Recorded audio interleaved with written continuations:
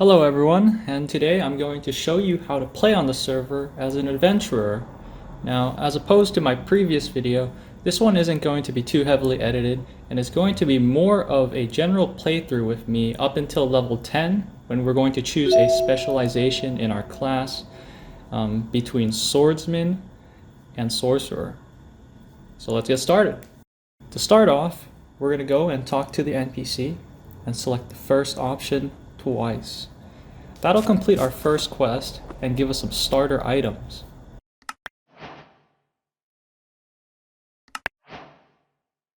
We're gonna get a knife that does 3 damage with 9,999 durability, some rocks that you can throw to deal a flat 10 damage to enemies, and 2 teleportation scrolls to the Sorcerer's house. Because the knife has so much durability, you can actually stick with it throughout early game up until level 10 and maybe even level 20 if you enhance it. But that's purely my recommendation, and if you do want to use a class specific weapon once you switch your classes, then that is completely fine too. You'll also notice that you got a book. This is your skill and stat book.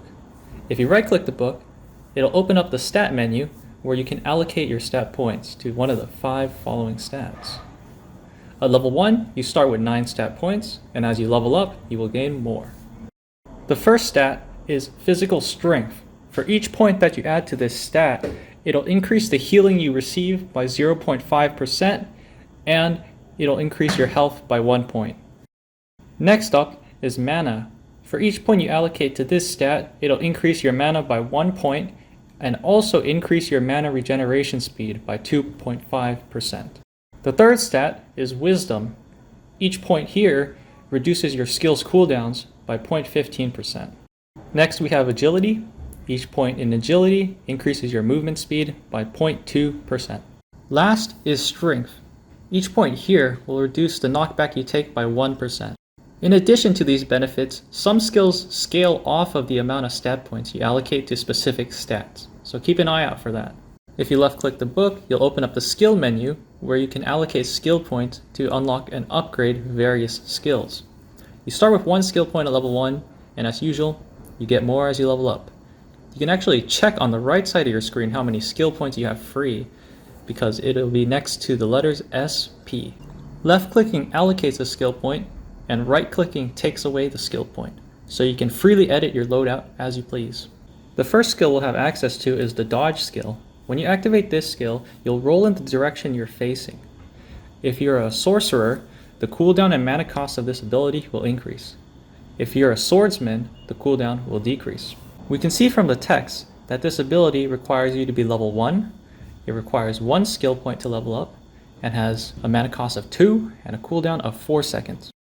Now that we've unlocked our first skill, let's add it to our loadout so we can use it. Pressing the Graves key opens up a menu that shows all of your owned skills.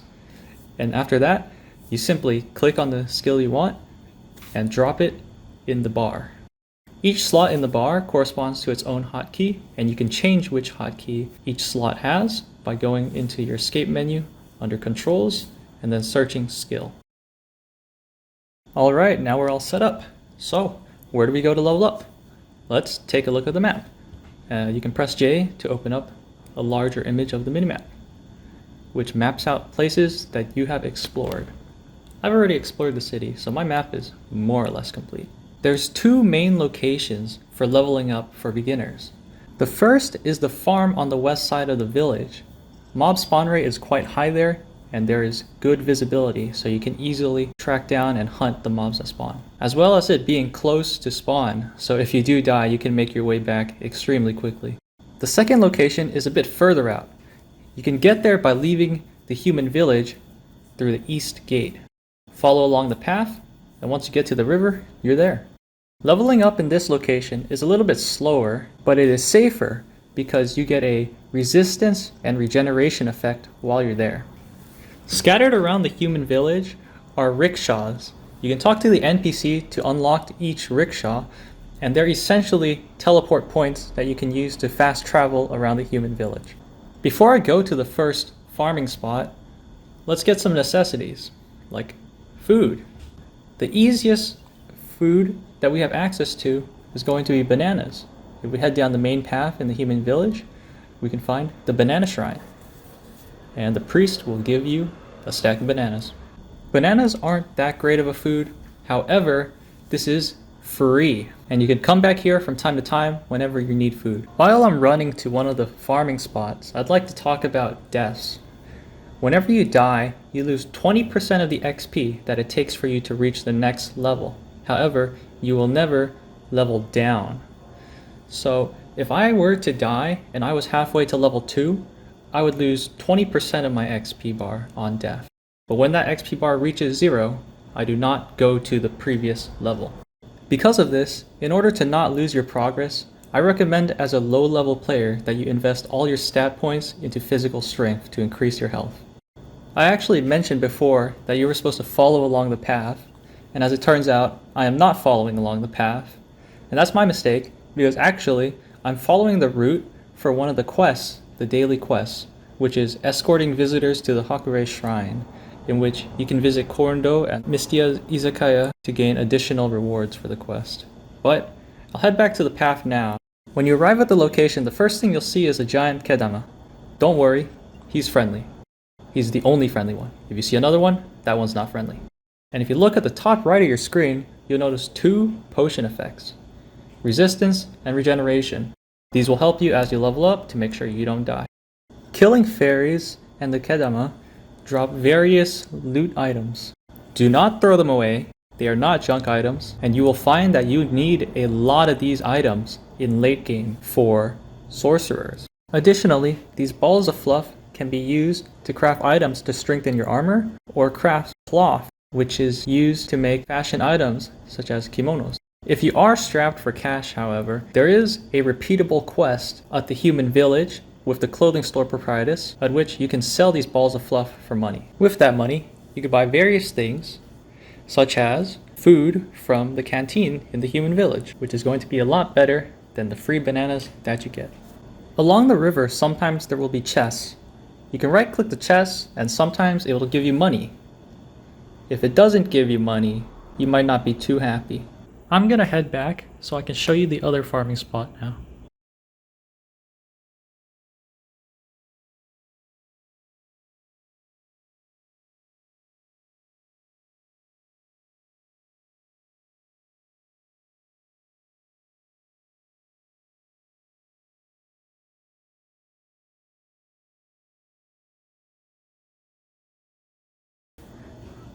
This is the fisherman's house. You can buy a fishing rod here and buy some seeds with money. And this is probably one of the best money-making methods in the game. You can fish and then sell the fish for money.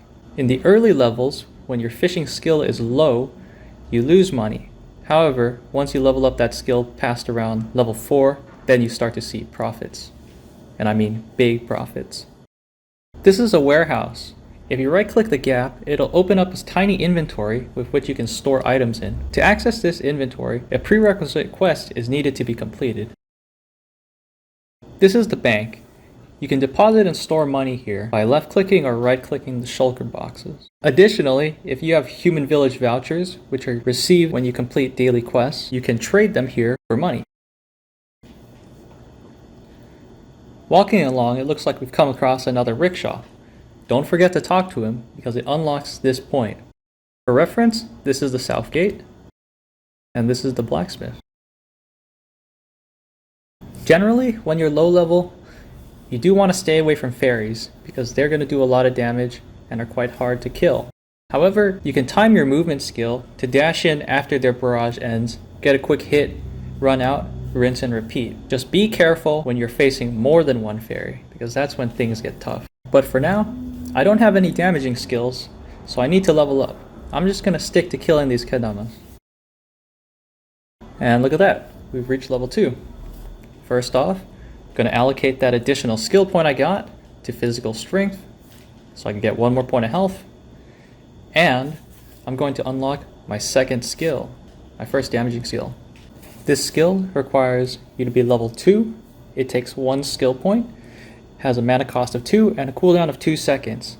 Its range is 3 blocks in front of you, and it deals 2 points of fixed damage and 1 additional point of damage for each point in physical strength that you have, which is what we've been allocating all of our points into.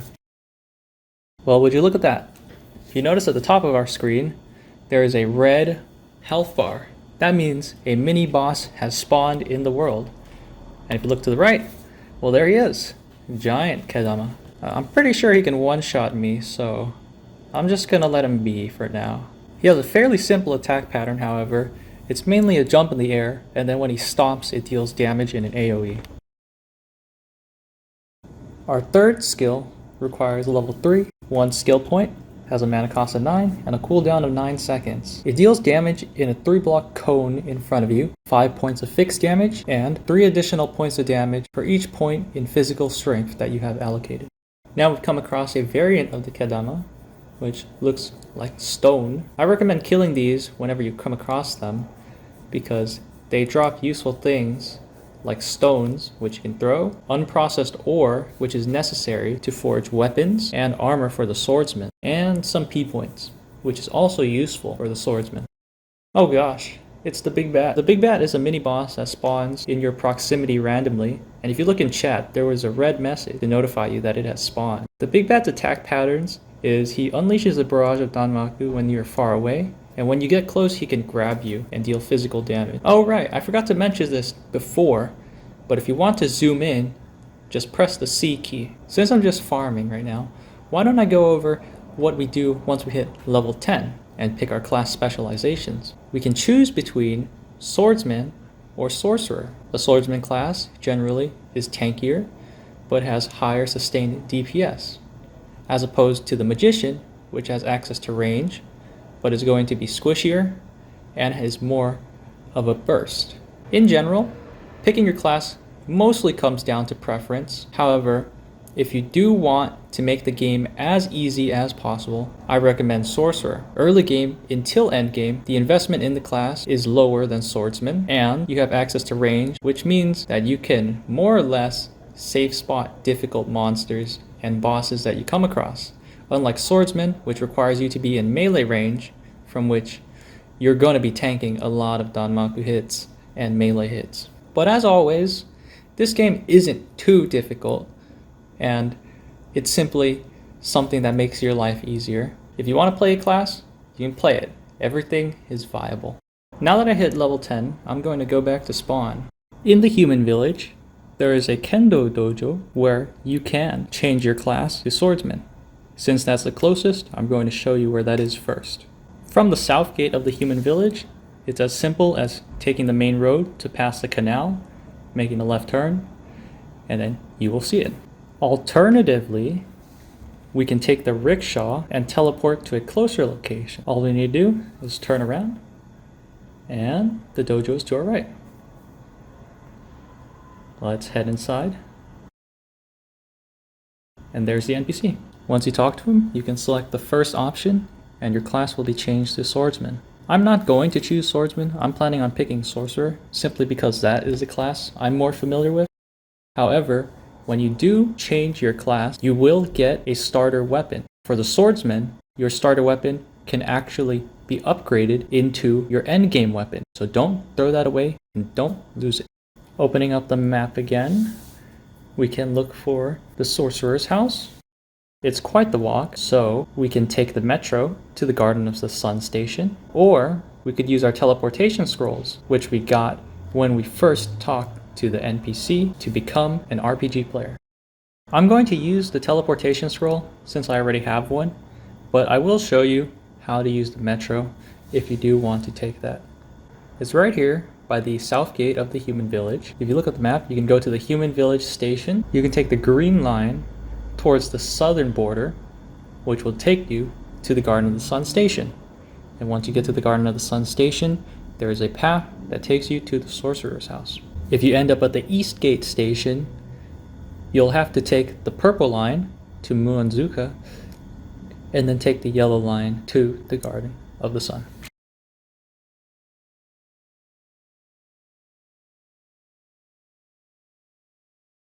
Now that we're a sorcerer, we've got our first weapon. We can see from the text that it deals 15 points of damage. It has 5 armor penetration, and it increases the range of our spells by 2 blocks. Additionally, for every 30 attacks we do, it'll unleash a penetrative bolt that deals 6 damage. The amount of attacks that it takes to unleash this bolt decreases as we increase our weapon proficiency. Weapon proficiency goes up by 1 point for each kill you get on the weapon. Also, the green text at the very bottom of the weapon description is the durability. Once the durability hits 0, you can no longer use the weapon and you need to repair it at a blacksmith, which costs money.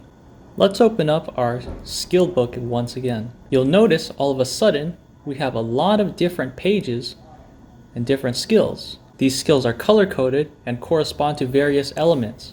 After you become a sorcerer at level 30, you are able to unlock elemental skills, which is a secondary specialization, if you will.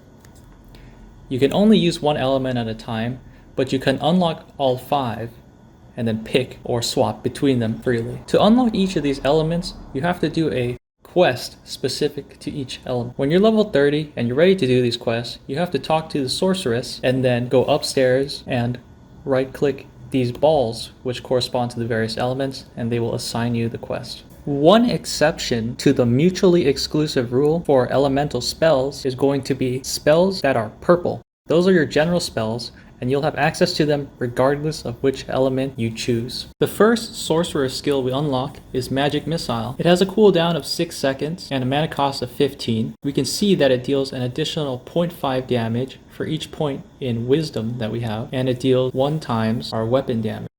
However, you'll notice that it's level 1 out of 3, so when we hit level 11, we can upgrade this skill again and the multipliers will increase.